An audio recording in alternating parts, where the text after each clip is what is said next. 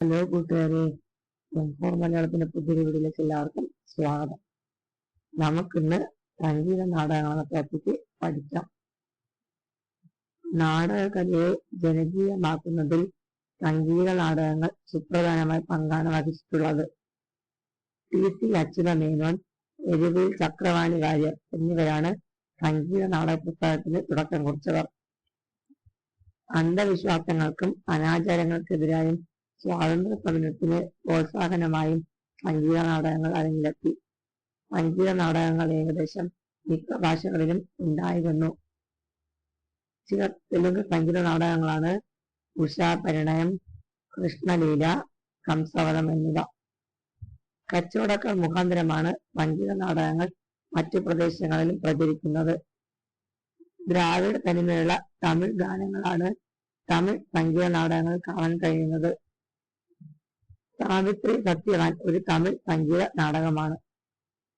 തമിഴകത്ത് വനിതാ സംഗീത നാടകങ്ങൾ സജീവമായിരുന്നു. ഇതിന് നയിച്ചത് ബാലാമണി അമ്മയാണ്. പെൺവേഷം കെട്ടിയ നടന്മാരും ആൺവേഷം കെട്ടിയ നടിമാരും തമിഴകത്തുണ്ടായിരുന്നു. പിന്നീട് ഈ നാടകങ്ങൾ കേരളത്തിലും പ്രചാരം നേടി. മലയാള സംഗീത നാടകത്തിൽ ഏകദേശം ഒരേ വർഷം ഉണ്ടായിട്ടുള്ള രണ്ട് നാടകങ്ങളാണ് സംഗീത നൈഷധവും ഹരിശ്ചന്ദ്ര ചരിതയും. ഇതിൽ സംഗീത നൈഷധം എഴുതിയത് ടി.സി. അച്യുതമേനോൻ, ഹരിശ്ചന്ദ്ര ചരിതം എഴുതിയത് ചക്രവാണി വാര്യർ. 1903 സദാരാമ എന്നൊരു നാടകം കേശവപിള്ള രചിച്ചിട്ടുണ്ട്. 1915 ശേഷം അനുകരണത്തിന്റെ രചനയാണ് പിന്നീട് സംഗീത നാടകത്തിൽ ഉണ്ടായിട്ടുള്ളത്. അതിന് ഉദാഹരണങ്ങളാണ് മാർത്താണ്ഡവർമ്മ, ശിവാജി. മാർത്താണ്ഡവർമ്മ എഴുതിയത് ആർ.കെ. പിള്ളയും ശിവാജി എഴുതിയത് എം.കെ. വീരരാഘവ അയ്യറുമാണ്. ഇവിടെ മാർത്താണ്ഡവർമ്മ എന്ന് പറയുന്നത് അനുകരണ സംഗീത നാടകത്തെയാണ് പറയണത്. 1930 കാലഘട്ടത്തിൽ സംഗീത നാടക രംഗത്ത് മാറ്റങ്ങൾ വരുത്തിക്കൊണ്ട് കരുണ എന്ന നാടകം മുന്നോട്ട് വന്നു. കരുണ എന്ന നാടകം എഴുതിയത് സ്വാമി ബ്രഹ്മവ്രതൻ.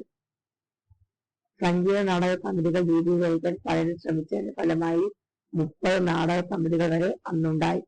അതുപോലെ ധാരാളം സംഗീത നാടകങ്ങളും മലയാളത്തിലുണ്ടായിട്ടുണ്ട്. നമുക്കിനി ചില പ്രധാന സംഗീത നാടക സമിതികൾ പഠിക്കാം. ഓച്ചിറ പരബ്രഹ്മോദയ സംഗീത നടന സഭ, ഉദയ കേരള നാടക സഭ, വെള്ളിക്കോട്ട് വിജ്ഞാനദായിനി. മലയാളത്തിലുണ്ടായ ചില സംഗീത നാടകങ്ങൾ പഠിക്കാം. സംഗീത ഹരിശ്ചന്ദ്ര ചരിതം 1905 എഴുതിയത് ടി.സി. അച്യുതമേനോൻ. ശ്രീയേശു നാടകം 1939 വി.എസ്. ആൻഡ്രൂസ്. ഗോവർദ്ധനാരാധനം 1920 നാരായണക്കുറുപ്പ്. സംഗീത നൈഷധം 1907 കെ.പി. കറുപ്പൻ. തിലോത്തമ 1935 ഇ.വി. കൃഷ്ണപിള്ള. ഉച്ചിന്നാഭിഷേകം 1931 ഇ.എ. അച്യുതൻ നായർ. ഇനി നമുക്ക് സംഗീത നാടകങ്ങളുടെ പ്രത്യേകതകൾ പഠിക്കാം. മലയാളത്തിന് ഒരു സ്ഥിരം നാടകവേദി എന്ന സങ്കല്പം യാഥാർത്ഥ്യമാകുന്നത് സംഗീത നാടകങ്ങളുടെ കാലത്താണ്. ഏത് നാടകത്തിനും എന്ന പോലെ സംഗീത നാടകങ്ങൾക്ക് ഒരു രംഗവേദി, രംഗസജ്ജീകരണങ്ങളും ഉണ്ടായിരുന്നു. രംഗസജ്ജീകരണത്തിന്റെ പ്രധാനപ്പെട്ട ഒരു ഘടകം തിരശ്ശീലയാണ്. നാടകം ഏതായാലും ഉപയോഗിക്കാൻ പറ്റിയ കുറെ തിരശ്ശീലകളുണ്ട്. മുഖത്ത് ചായം തേക്കുന്ന പതിവും സംഗീത നാടകങ്ങൾക്കുണ്ടായിരുന്നു. ഒരു വിളക്ക് കത്തിച്ചു വയ്ക്കും. വിളക്കിന്റെ പ്രകാശനാളം നാടകത്തിന്റെ സന്ദർഭത്തിനനുസരിച്ച് കൂട്ടിയും കുറച്ചും വയ്ക്കും. നവരസങ്ങളിൽ ശൃംഗാരത്തിനാണ് പ്രാധാന്യം. ഇതാണ് സംഗീത നാടകങ്ങളുടെ സവിശേഷത. സംഗീത നാടകങ്ങൾ എത്തുന്നതിന് മുമ്പേ തന്നെ തമിഴ്നാട്ടിൽ സംഗീത നാടക ലക്ഷണങ്ങൾ തികഞ്ഞ ഒരു നാടകം എത്തിയിരുന്നു. സുന്ദരൻ പിള്ള എഴുതിയ മനോന്മണീയമാണ് അത്. അപ്പം മറ്റൊരു വീഡിയോ കാണുന്നവരെ ബൈ.